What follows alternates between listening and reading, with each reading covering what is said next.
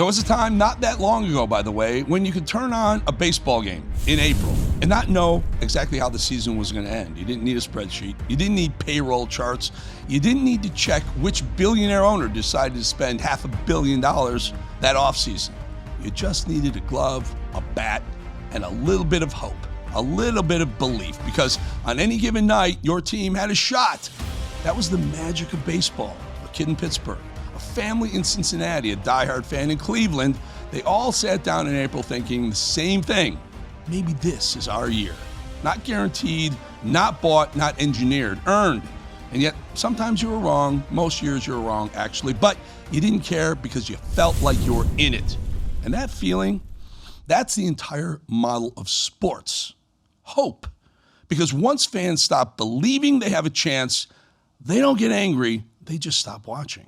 And that's where we are right now, because today, before a single pitch is thrown, before opening day even gets here, most baseball fans already know how the movie ends. And that's not a sport, that's a script. Major League Baseball Players Union says a salary cap would, quote, hurt the fans. I said that right. Hurt the fans. Pretty interesting, because the fans themselves, you know, the people who actually watch the games and buy the tickets, those people happen to say overwhelmingly they want a salary cap to the tune of 7 out of 10. So either millions of baseball fans are confused, or the union millionaire pitchers and catchers aren't listening. Because when the richest teams have already made the playoffs before a pitch is thrown in April, that's not competition. That's an arms race, literally and figuratively. So if you're a baseball fan right now, or say just an American sick of unions driving up the cost of everything, you already know the problem. You just watch the games and think to yourself, yeah, my team doesn't really have a shot at the playoffs because we can't afford those Yankee or Dodger players.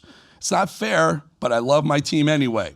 And that's exactly what a new poll found. About 68% of fans, in fact, want a salary cap. Why? Well, for one, because they're tired of watching the same exact movie year after year. The big teams spend a fortune. The small teams try their best. And then when a great player starts his career in a small market system, they inevitably leave for the big bucks East or West Coast teams. Just look at the New York Yankees. Look at the team's salary there, a whopping $400 million, almost 5 times the team's salary of the A's or the Marlins. And the worst part, every year, it's rinse, repeat, over and over. And the union's response? Nope, the salary cap wouldn't hurt the fans at all. That's like a restaurant insisting that its customers really don't care about good service.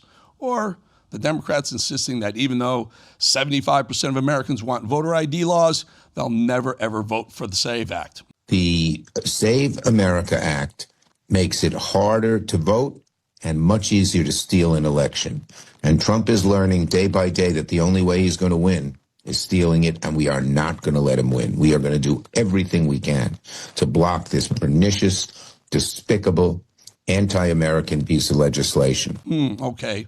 Democrats actually hate you, and they hate America, but I digress. Just like the Democrats, they're slapping Americans in the face by saying that what we want just doesn't matter. Got it. The baseball unions are saying right now is that the fans' opinions just don't matter.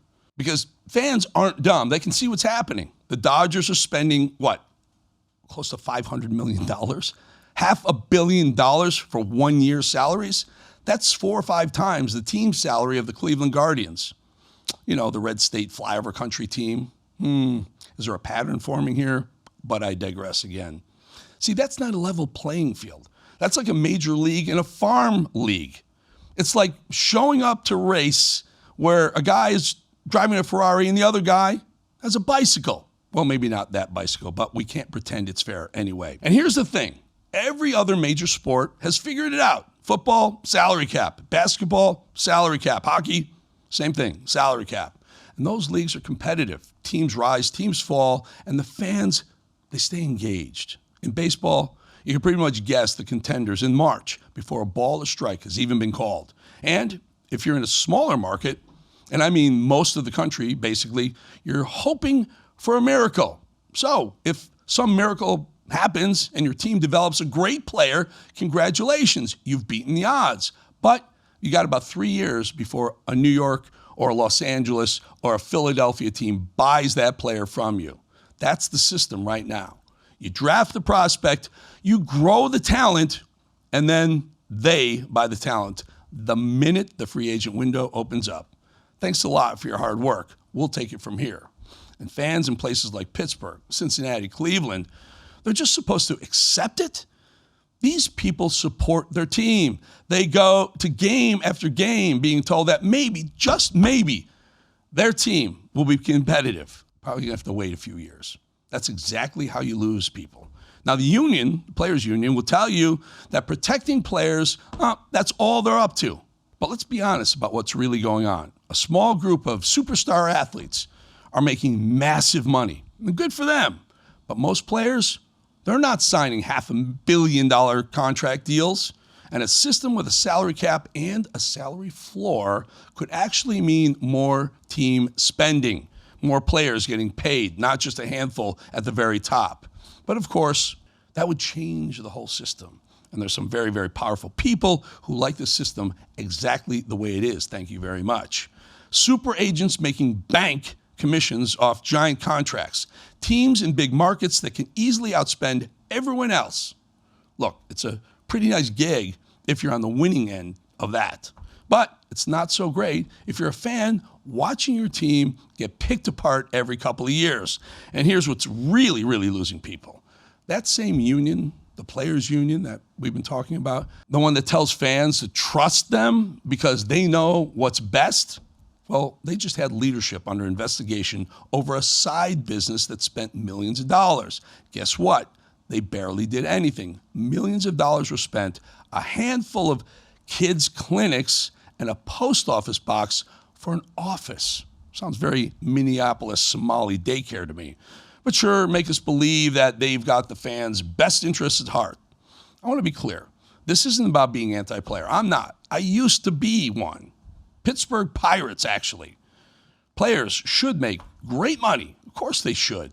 They're athletes. They're in high demand. This is about making the game actually feel like a competition again. And right now, too often, it absolutely does not feel that way. When the richest teams can just stack talent year after year, when smaller teams become stepping stones, basically farm systems for the East and West Coast mega teams, when fans feel like the outcome is already baked in the cake before the first pitch, that's a problem. Fans know it, and they're saying it loud and clear. Fix it! Because at the end of the day, baseball isn't just a business, it's part of our culture. It's the American pastime. It's what Americans grow up with.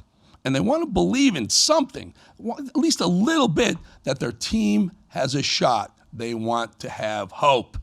A salary cap isn't about hurting fans. It's about giving the fans a reason to keep watching. Because when big money decides the standings before opening day, it's not competition, as I said. That's an arms race. And fans are done pretending otherwise. But here's the quiet part that they don't want to say out loud and they don't want you to hear. Baseball doesn't die all at once. It fades. Quietly, one fan at a time. It bleeds fans. The dad who used to watch 162 games religiously, every game, now watches 40. The kid who used to dream about being a pro baseball player now just scrolls past highlights one at a time, 10-second clips. The small market fan who used to believe, who had hope, now just checks the standings and then shrugs. That's how you lose a sport. Not with a bang, but with indifference. And the people running the game and the people controlling the money keep telling the fans what they want to see with their own eyes, and what they're seeing with their own eyes isn't real. Keep telling what they think they want to see. Well, that's insulting. If they keep insisting that this system is good for the fans, they're going to find out the hard way. The fans don't need baseball, but baseball absolutely needs the fans. And right now, fans are telling you, Major League Baseball Players Association, they're telling you what they want. The question is simple. Are you finally going to listen, or are you going to keep cashing those checks while the game slowly slips away?